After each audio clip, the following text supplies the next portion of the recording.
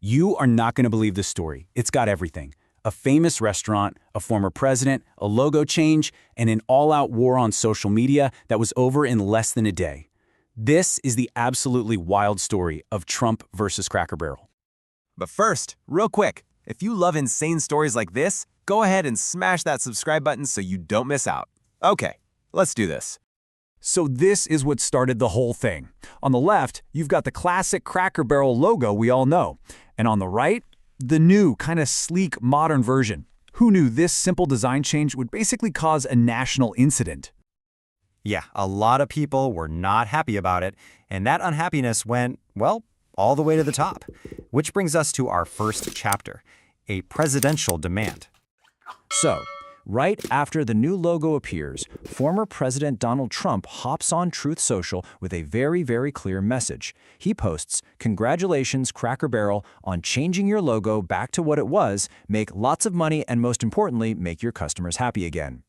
Notice he's not asking them to change it. He's congratulating them as if they already did. That's a power move. And then it got even weirder. He didn't just use his words. Trump actually posted this picture, a mock-up of himself as Uncle Herschel, the Cracker Barrel guy, just chilling on an oil barrel. It wasn't just a political thing anymore. It became a straight-up meme. So the big question is, did the company listen? Oh, you better believe they did. But the speed of their reversal is the part that will absolutely blow your mind. Welcome to The Barrel is Back. Take a look at this number, 9. What does that mean? 9 weeks? 9 days? Not even close. Hours. 9 hours.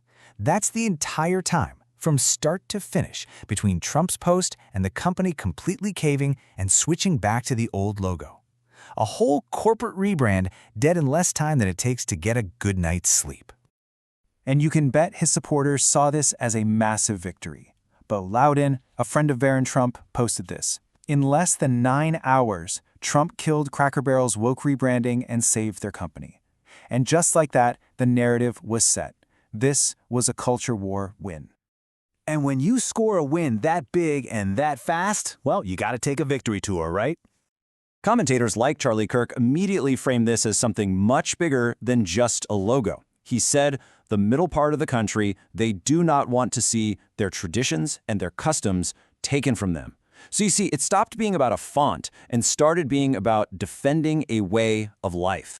And the reactions were, well, pretty intense. The same guy, Bo Loudon, posted again saying, "I just thanked God for President Trump." This tells you just how much emotional weight people were putting on a restaurant's branding. It was a really big deal to them.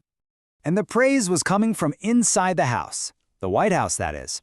Deputy Press Secretary Anna Kelly tweeted, "Promises made, promises kept." Communications Director Stephen Chung added, "President Trump will always save the day." And Monica Crowley just asked, "Is there anything he can't do?" It was a total victory lap. And to put an official stamp on it all, Press Secretary Caroline Levitt released this statement.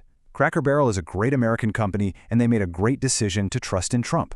So the message from their camp was crystal clear. The president did this, end of story. But just when you think the story's over, a new player enters the game from all the way out on the West Coast. Get ready for a challenger appears. So the story being told was that Trump was the lone hero who saved the barrel. But the real question is, was he? Because out of absolutely nowhere, California Governor Gavin Newsom's press office tweets this masterpiece of sarcasm, taking all the credit. A massive win, Patriots. All because of me, Gavin C. Newsom. Congratulations. You gotta love a good political troll. It just adds another layer of absurdity to this whole thing. Okay, let's take a breath. We've got a logo, a president, a 9-hour reversal, a victory lap, and now a troll from California. What in the world are we supposed to take away from all this? Was this really some monumental culture war victory fought for the soul of America over some biscuits and gravy?